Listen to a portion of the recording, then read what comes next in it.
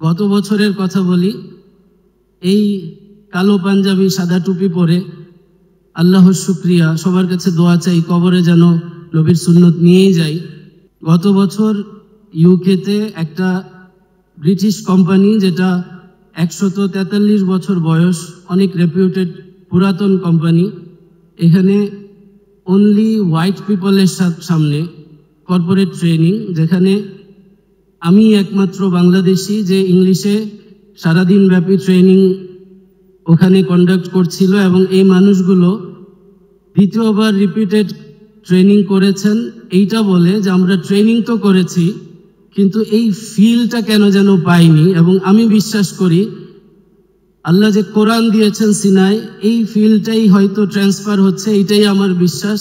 It's not about my motivation, it's not about my training strategies or processes, it's all about কালামুল্লাহ, যেটা ওই ট্রেনিংয়ের ফাঁকে ফাঁকে আমি একটা দুইটা আয়াত বলি। আমি বিশ্বাস করি এইটা ওই নূর, আর বাকি কথা তো এর ফাঁকে চলতেছে আর কি।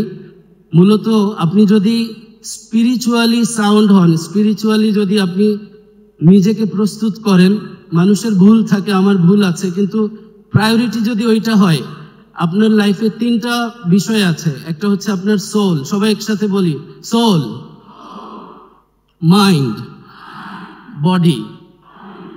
তো ডক্টরস যারা আছেন আজকের সেশনে, অ্যানাটমি দিয়ে আপনার শুরু, আপনি বডির প্রত্যেকটা পার্টস, অর্গানস এ সম্পর্কে খুব ভালো করে জানেন, এবং we respect you for serving us. Question হচ্ছে, আমাদের বডি পার্টস তো আমরা জানি কোথায় কোনটা কি কাজ করে, আমাদের ভাইটাল ভিসেরাগুলো, ফর এক্সাম্পল আমাদের brain, heart, lungs, kidneys, guts, এগুলো অনেক ইম্পর্টেন্ট অর্গান আমাদের বডিতে। কিন্তু কোশ্চেন হচ্ছে সোলটা কোথায়, আত্মাটা কোথায়, বডির কোন অংশে? We can never find it because it's a spirit, এটা একটা হুকুম, আর রূহ মিন আমরিল্লাহ। তো স্পিরিচুয়ালি যখন আপনি স্ট্রং হবেন, এরপর হচ্ছে মাইন্ড ট্রেনিং, এরপর হচ্ছে ফিজিক্যাল ফিটনেস। আপনি ধরেন ফিজিক্যালি অনেক ফিট, মেন্টালি অনেক ফিট, স্পিরিচুয়ালি রেস্টলেস, তাহলে আপনার ফিজিক্যাল ফিটনেস অ্যান্ড মাইন্ডের স্ট্রেংথ আপনাকে হ্যাপিনেস এনে দেবে না। এই শীতে হয়তো আপনার বডি ঠান্ডা হবে, আত্মা অস্থির থাকবে। সো আমরা এই 3 বিষয়ের সমন্বয়ে একটা ক্রিয়েচার, একটা সৃষ্টি।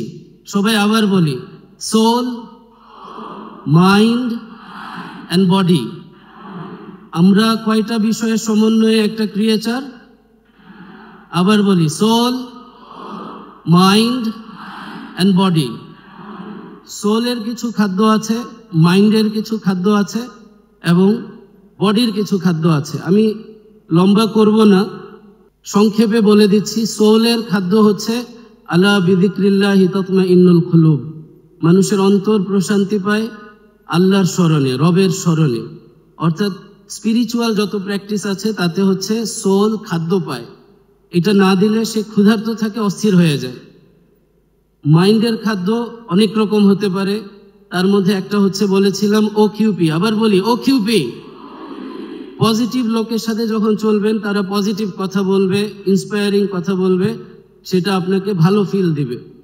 আর কি, আপনার পড়াশোনা, লার্নিং, প্রোগ্রেস ইকুয়ালস হ্যাপিনেস। সবাই বলি তো, প্রোগ্রেস ইকুয়ালস হ্যাপিনেস।